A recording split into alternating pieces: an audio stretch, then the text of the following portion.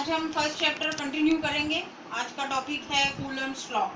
Coulomb was a scientist who have given expression of force between any two charges whether it is attractive और repulsive. दो charges के बीच का जो force है वो अट्रैक्टिव भी हो सकता है और रिपल्सिव भी हो सकता है, पर वो फोर्स किस पे डिपेंड करेगा। वो कूलम में बहुत सारे एक्सपेरिमेंट्स किए यूजिंग टॉर्जन बैलेंस। उसने दो स्पीयर्स लिए, चार्ज स्पीयर, और उनके बीच में एक्सपेरिमेंट करके देखा।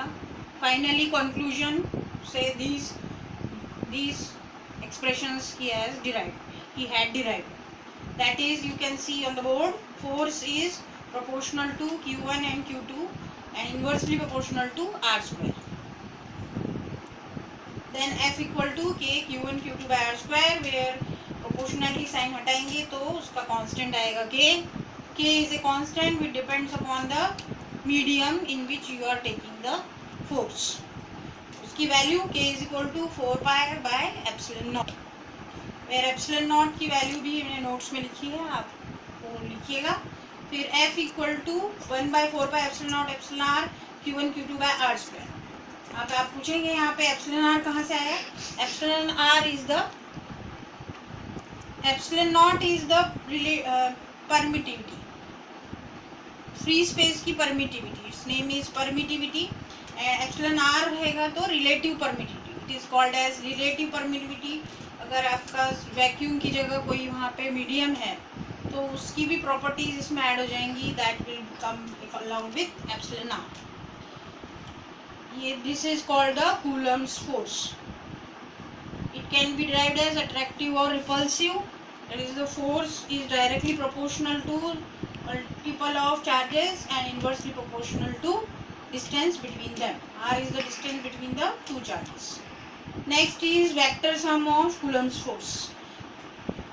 क्योंकि फोर्स जो है वो वेक्टर क्वांटिटी है, तो किसी भी चार्ज पे अगर हम फोर्स देख रहे हैं बाकी सब चार्जेस पे का, तो हमें उसे कुल वेक्टर सम करना पड़ेगा। अभी एग्जांपल के लिए आप ये फिगर देखिए, ओ और ओ अगर वेक्टर सम करते हैं तो वहाँ पे हम एक रेफरेंस पॉइंट लेते हैं, वो की ओरिजिन ओ। यहाँ पे दो चार्जेस हैं Q1 Q2। Q1 और Q2 के बीच का डिस्टेंस R21 और R1 रहेगा। अगर आप फोर्स 1 पे 2 का फोर्स देखना चाहते हैं तो F12 फोर्स होगा, और अगर आप Q2 पे 1 के द्वारा फोर्स देखना चाहते हैं तो दैट विल बी F21, और डिस्टेंस विल बी अकॉर्डिंगली। अगर आप F12 देख रहे हैं तो distance will be R1 minus R2, और अगर F1 देख रहे हैं तो distance will be R2 minus R1। और इसका इफेक्ट कहाँ पे होगा, ओरिजिन पे। ओरिजिन से हम इन दोनों फोर्सेस को देखेंगे। फर्स्ट Q1 पे Q2 के द्वारा क्या फोर्स अप्लाई होगा, that will be F21 will be 1 by 4 pi epsilon naught Q1 Q2 by R21 square। R21 cap 21, that is a unit vector. Unit vector हम क्यों यूज करते हैं, वो डायरेक्शन शो करता है, डायरेक्शन शो करने के लिए, that is it is in direction of R21। Next force होगा F12। F12 means force on 1 by 2, charge Q2 की वजह से जो F1 पे फोर्स लग रहा है वो force. F12 is 1 by 4 pi epsilon naught Q1 Q2 by R12 square। R12 का यूनिट वेक्टर।